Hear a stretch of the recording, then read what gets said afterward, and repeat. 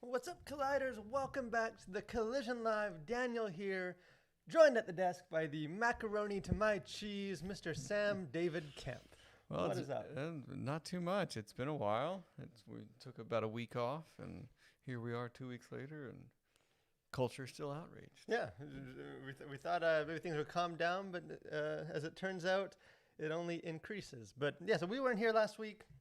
We actually both at the SBC, Settlers Convention, kind of tag teamed that, and Sam was still there. I was home and just peopled out and trying to catch up on stuff. So we missed last week, but we're back with a supercharged, better than ever, 2 for the Power of 1 episode. New and improved. New and improved. But yeah, if you guys are joining us for the first time, Collision Live, this is our weekly live stream where we just talk about what's going on in pop culture, maybe some general questions or specific controversies, and just whatever's going on, and just try and kind of walk through it, discuss it, navigate it, ask questions from a Christian perspective. As you know, we're convinced that Christians need to be engaged with the culture, not just kind of shut it out or hide from it, but engage, contribute to it. So that's what we do every week, and we invite you guys, if you're watching live, let us know, jump into the conversation, share some comments, correct Sam's philosophy and theology, and just sort of help us walk through some of these. I need all the help I can get. Yeah, and Sam needs the help. So this, again, there wasn't a whole lot of necessarily big news stories.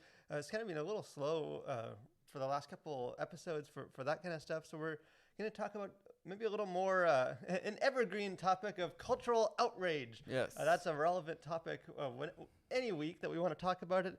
And then sort of in honor of Luca, the new Pixar movie out on Disney+, just sort of talk about why Pixar movies are good, and maybe even more broadly, just the role of kind of animated children's films. As Christians, what do we think of that? How do we navigate that? So let's just jump right into it. The cultural outrage. Again, this is I'll plug this again later in the episode, but this is based on the most recent article that we have on our website, thecollision.org.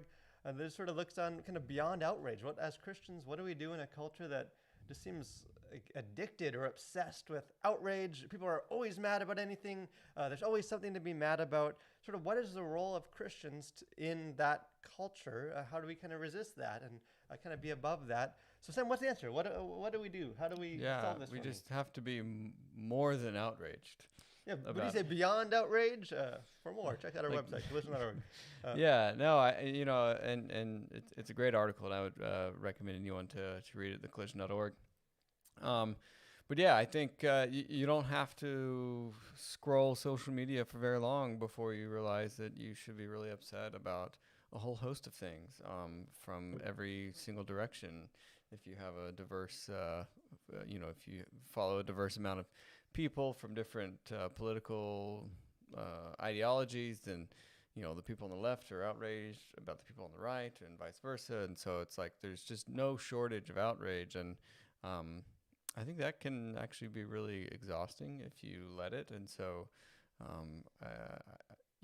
like you said in the article, kind of going beyond that is what is it that you should really be bothered by, rather than just like, oh, I'm gonna just be mad about this thing and post my activist tweet about it and dust my hands, wipe my hands of whatever. It's like, well, I showed that person, like, yeah, because that's sort of again, that's the premise of the article. But because sometimes when I've tweeted about this or talked about sort of we need to go beyond, or when I've seen other people sort of pushing back against it, kind of inevitably you get some quick responses like, well, like, Christians should be mad about this stuff. Like, there's, are you saying that Christians should just be totally okay with all these secular ideologies being shoved down our throats and all that stuff? Didn't Jesus toss tables and show his anger? And again, that is all true. Jesus was outraged. Yeah, but at whom? Yeah, that is the key ingredient that often gets missed. That he was outraged at the religious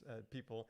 It wasn't necessarily the outside world, but so we're not saying again, I'm not trying to say in the article either, like, the Christian shouldn't be upset or shouldn't be troubled by when you see just sort of all this stuff going on in our culture and just how far it seems like we're drifting from biblical truth. It's just that outrage as sort of an emotion or as a response is really kind of an undemanding, easy. Like it doesn't cost us anything. Yeah. We can. After this episode. Well, just your emotional well-being. Yeah, it's just sort of yeah. Besides that, just your happiness. That's all it costs. But just to like vent on sort of this keyboard warrior. Those darn liberals or those darn secular atheists, and you just start venting against them, and then you can just kind of go on and start making dinner and put on your show, and you haven't contributed in any way. You're angry, but then it just sort of ends there. Or and I think the other thing too is that I've heard stories just about people online who just sort of fell into trolling, if you will. Like they just saw how easy it was to just kind of troll people about whatever. And it's totally this is one particular guy, I forget the story and all, but he just sort of started trolling people, and it was just sort of a thing that he did, and he was just completely detached from like his normal life. But it was just like, well, this is a thing I do online, and it's fun, whatever. It's like, but he's that not person was me. Yeah. He's not a mean person or anything, but it's just sort of that's almost like expected. Like you need to get in your hot take, and you need to have some sharp quip to come back with, when, some person says something that's well-meaning, and you can just sort of take a jab at them and do all this stuff. And I think the thing with Outrage is it's also, there's also an industry that has been built up around it, and that benefits from your outrage, and the industry that's built around it really doesn't care about you or about the issues. They just care that you're engaged with it. And so it's like, all of your outrage is being used to just make more money off of you as well. And so it's like there's this whole like machine that just sort of feeds off of this outrage. A lot of commentary and stuff on the internet. You kind of that is their material is based on outrage, commentating on all the outrage. So they need outrage to have stuff to talk about. But it's sort of it's funny because in some ways you think of outrage as like something that you blast out. It's all external. But as I kind of have been thinking about it, it's really a selfish thing. Like it tends to be about you. Like it's about what it makes you feel good to sort of just unleash. Like you're not necessarily doing anything to change the situation. Like it's in some ways it almost I think this is why as Christians we can get pulled, kind of sucked into it too. Is like it gives the illusion of cultural engagement or like combating the culture because we're well, of course I'm fighting against the the secular drift, and every day I'm shooting stuff off on my social media and I'm ranting, and it sort of makes us feel like we're doing something about it when the reality is we're kind of yelling to the void or to the choir, if anything maybe pushing people away from the truth, and then we're sort of going off about our day, but we really didn't do anything to like add to the culture or to change or like to it's very like anti-culture. And I like what you said about it. It is very self-serving. Like really when you sound off about whatever the issue is, no matter how noble it may be, like that really is ultimately just kind of you're trying to better your image online and to someone. Like if you just say how irate you are about problem X, well, like no one really cares how mad it makes you, because like you're not doing anything about it, and you're only really I guess it's sort of like the whole virtue signaling thing. It's like you just say this thing to make yourself look a certain way, like whether or not you do the thing you say or like whether or not you care about it. But like a lot of this outrage we see online, it's not actually accomplishing anything other than just sort of the self-centered way that we are to try and just like we feel better about ourselves because we just got that off our chest, and people are applauding us for taking a stand, even if our stand was just really making people think less of the church and of Christians and these unloving graceless people that are just yelling at me, and but it's almost like that doesn't matter because and our tribe, our base is kind of cheering us on. It really just is sort of an ego feed, really. I think at the end of the day, like no matter what the outrage is or what side of the spectrum you're on, like really, I think at the end of the day, it's really just to try and like make yourself look better or feel better. Like it really has less to do about the issue and more to do about sort of the way you feel about it or feel about yourself sort of online. Yeah, it's like punching your pillow as a kid, instead of your brother's face or something. Like it's just you got to get it out of your system. Yeah. It's more about purging yourself. And again, as you keep being fed more outrageous things, you can never really fully purge it. Because part of the thinking behind this topic in the article was actually based on which again, one of the central verses and passages that we use for a lot of our collision stuff. In Acts 17, where Paul has just got to Athens, he sees a city full of idols, and the Bible says he was, he saw that and he was deeply distressed. And as I kind of did some word study, brushed up on some of my seminary training, the word like distress kind of meant more of like anguished or tormented. Like it wasn't just he saw the city full of idols and he was mad, he was outraged. Yeah. How dare they? It was like he was just bothered so much, and like it was eating him up. And then as you read the passage, the next verse. He's like down in the marketplace, just talking to whoever will listen, whoever won't listen. Like it drove him to action. I think that's sort of the dividing line for me between kind of being bothered, being kind of beyond just outrage, is that outrage doesn't require any like follow up. It doesn't require you to like add to the culture, or it just requires put everyone on blast. And I think I don't know, for me, I think Christians need to go beyond that and start. Like, we have more to contribute to our culture than just condemning how bad it is. Like I think. Well, and I think the thing too, like if you're gonna be bothered by something, you can only be bothered by like a few things. Yeah. Like you can't just sort of be outraged. I mean, you can be outraged about everything, but you can really only be bothered by I feel like a smaller number of things, because it's just impossible to sort of try. That's why you just sort of cycle through them every day. I think, now I'm outraged about this. Now right, and so I think with being bothered, like it forces you to actually think about what that thing is, and take action either for or against it. And so I think that's really, it kind of comes just back to just be more thoughtful, like actually be thinking about these things. Like, is your knee-jerk reaction to this to be outraged, and if so, why? And is that valid? And is that helpful? And is that going to lead to is that something that really bothers you, or is it just sort of of the moment to be bothered by that or to be outraged about it? Is that just sort of a bandwagon you're going to jump on today, or is this something that you should really devote yourself to and do something about? And so I think that can be very helpful for Christians to say, okay, well, sure, you could be outraged about something, but does it actually bother you, or is this just like, hey, like, I want to be part of the fun too? Yeah, is this sort of like in your soul, or is this sort of a surface level? And I would say, before we move on to our next topic, is sort of next time any of us are like, ready just to blast out some rant about something, maybe just stop and reflect. Like, what am I doing? What am I kind of actively doing to contribute or make a change in this area? Or is the only thing I have to offer just my social media anger and kind of explosion towards it? Yeah. Maybe make sure that we're driven to action as well. But our next topic, speaking of things to be outraged about, we can segue right into it with pop culture news.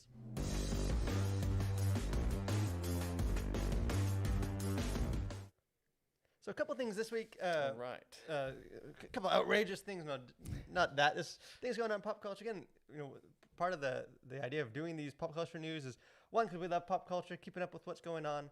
But just as Christians, just to be aware of what's coming. Some of these are going to be bigger stories later. Or just kind of having our finger on the pulse of culture, while also celebrating the good and talking about maybe the not so good. But a couple things that I saw come up in this last week. Steven Spielberg, the director of Jaws, the greatest movie in the history of cinema, is signed a deal with Netflix to produce multiple movies a year. So Netflix is continuing to swoop up all the talent. Doesn't mean he'll be directing them, but his company will be producing them. Involved. So here is hoping for a Jaws anthology TV show. Just today, it was announced that a new actress, Rachel Zegler, was cast as Snow White in the live-action adaptation. So again, they're continuing to go through all the Disney adaptations. Because everything needs a live action. Because we need live action. I don't know how they're going to get around some of the stuff in that movie, but we'll see. But again, this will become a story, I think, because the Rachel Zegler she's a new actress. I think she's like 20 years old. She's black. So again, that's anytime it's sort of the same conversation that happened with The Little Mermaid, where they cast a person of color as Ariel. That's going to blow up. My personal opinion is I do not care. I think that it's fine. She seems like she's she's in the upcoming West Side Story of Spielberg. So I think she's talented and she'll probably nail it. But again, that'll be a controversy. Lin-Manuel Miranda in The Heights. We had meant to review it, and just because we were gone, weren't able to. And you were so heartbroken about that. I'm not a musical person. Manda, who's running the camera, has been singing that movie's praises for a while. Again, there's some controversy surrounding that. I don't know if we want to get into that, but just sort of at least to me, that even though it's kind of celebrating people of color, it wasn't as much the right colors and dark enough and some of that. And it just shows me, or I think shows how the culture is, that you're never going to make everyone happy. There's always going to be a next step you could have gone to be even more inclusive or more. You're never left wing or right wing enough. Yeah, there's always. So again, I haven't seen the movie, so I don't know how much I can speak on that. But Scarlett Johansson, in an interview, was just speaking out kind of the sexualization of Black Widow. And I thought it was interesting because actually, I think about a week before she had this interview, I forget why, I think I saw a picture or something, and that dawned on me. I was like, she was like, I haven't seen Iron Man 2 in forever, since theaters probably. I was like, her character, she's developed so much, but like she was this super sexualized and stuff in that first appearance, and then I thought it was interesting that she's kind of speaking out about that and just sort of how sort of culture has changed. I don't know. Obviously the new Black Widow movie will be coming out soon. Yeah. And the best news, the one that we all care about, the one that we all care about, Lord of the Rings, War of the Rohirrim, a new anime movie. I'm torn. Lord of the Rings is my jam. I am obsessed with Lord of the Rings. I think anime is dumb. I do not get it. I know lots of people that love it. And think and if you love it, then that is awesome. But it is not for me. So I will be of mixed feelings. But again, more Lord of the Rings, the better. So when does that come out, and on what? So I think what does that come out? What platform? So this will be a theatrical release. So I'll be in the theater to see this. The person kind of producing it did The Ghost in the Shell, which I know is a beloved anime. But again, I'm all for it. More Lord of the Rings, more different genres are kind of animated and all that. Any of these things stand up to you before we jump into? Well, I think the Lord of the Rings anime, like that, just seems really fascinating. Sort of a mix of genres there, and I'm pretty excited about that. Yeah, and I know that's the first I've heard. And I'm ignorant enough in like anime that like when I think of anime, I think of like one specific sort of art style. And I know just sort of looking into some of the interviews about this, like anime kind of traditionally is like really just animation that's done in like Japan, which is where this movie will be done. So it's not limited to just like the one, as far as like I know, aesthetic. As far as I've seen, sort of one aesthetic. Yeah. So I think this might. I know that the directors love the. I know, like Dragon Ball Z. That's an anime, right? I believe we got a thumb up from Amanda. She's. I'm so like I've never I'm not really plugged into that, but we'll see. I'm definitely excited for that because speaking of animated films and the genre of animated films, look at you and your segues. I had 2 weeks to brush up on some segues. Pixar movies. Luca just came out. When did that come out? Last Friday. I believe it's just streaming on Disney Plus exclusively. Yeah. So I don't know if you can find it in Redbox or how soon just sort of the masses that don't have Disney Plus can see it. But Luca, the poor huddled masses. Yeah, all those that. So this is sort of the new movie, and I think because it's just straight to streaming, it just didn't seem like it got a whole lot of buzz. It didn't seem like it. Maybe there was, but it didn't sort of have that launch that you kind of expect with with a Pixar movie. I Yeah. saw it.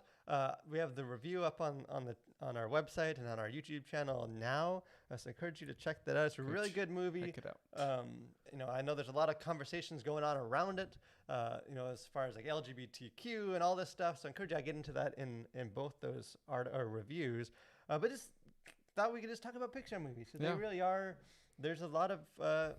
They've cranked out a lot of classics. They've sort of really changed. Again, we're both parents. I know my kids are a little older, so I probably see more kids movies, animated movies, and you can really tell this sort of the different philosophies when you're watching all these movies between like a Pixar movie and just sort of a lot of the other animated films, sort of just kind of under the foundation of it, sort of what they're going for behind their storytelling. But Yeah. but what makes Pixar movies good? Like what have they sort of changed? Like, Yeah, I mean, I feel like they really focus on sort of the fundamentals of good storytelling and characters, I think. And I feel like they do that through I feel like they're really good at the emotional thing, I guess, for lack of a better term. If it doesn't make you cry, it's probably not a Pixar movie. Yeah. So I mean, like I'm thinking historically, like Up, like that just sort of got everybody in the feels, and I think that's something that they do really, really well. Is like they just nail the human emotion of the characters in the story, and I think part of that is through the animation as well. I think the characters look very emotive, I guess, if that's the right term, but they just seem to express those very human emotions throughout.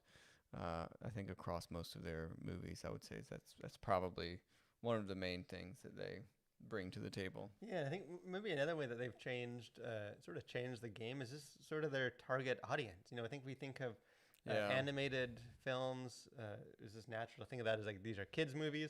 If it's live action, it's a grown up movie. If it's a cartoon, then it's a kids movie. And Pixar's changed that a lot. Like they, I think I don't have a direct quote or anything, but I know they've talked about like we're not really making movies for kids. We're just making really good stories, and obviously making it so that a kid can enjoy it and connect there's with enough it. and laugh and that it's not just super adult. But I think you see that in just like the themes. Like I joke in the review, some of the themes that they explore, like like metaphysical dualism and soul. Like that's not necessarily something like my 6-year-old's like the human like the subconsciousness and Inside Out and even like the Toy Story 4, where Woody is having this like existential crisis and like what is he doing? Like some of these themes are not. Yeah, This is not like poop jokes and like they're in some ways very Angry mature. Birds 2. Yeah, this is not Angry Birds 2, which again, if you guys have never checked out the review we did for that, I had some thoughts, but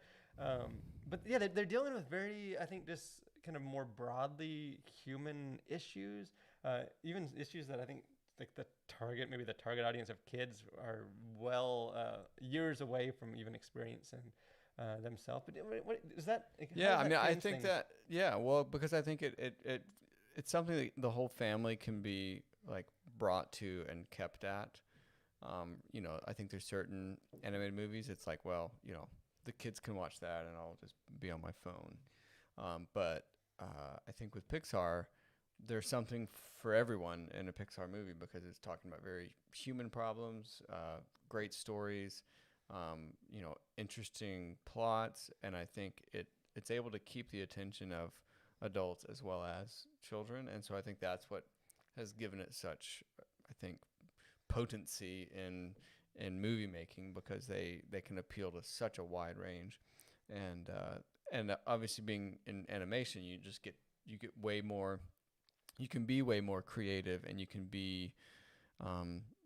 just explore different things in different ways that you wouldn't be able to do easily in like a live action movie. And so that sort of coupled with just the broad appeal of being able to have things for the parents and also for the kids, I think makes it just a really compelling package as Pixar movies. It used to be, if you think back to some like the older like animated films, they would sort of have that same mentality of like, here's something for the parents, but like by that it was always some like really sexual innuendo that the kid wouldn't get, but some real dirty joke, and like it wasn't like the story itself had something to latch onto, and Yeah. we're like, hey, that spoke to me. I can relate to that. Like, it was just like, here's a dirty joke for the parent that's sitting through this loud, obnoxious movie. Yeah, it's sort of the wink and the nod, like, Yeah. hey, thanks for bringing your kids here and giving us your money. Yeah, in Pixar again, it started being more like, hey, this is a story for all ages. But because we can't have nice things, because we got to be mad about something,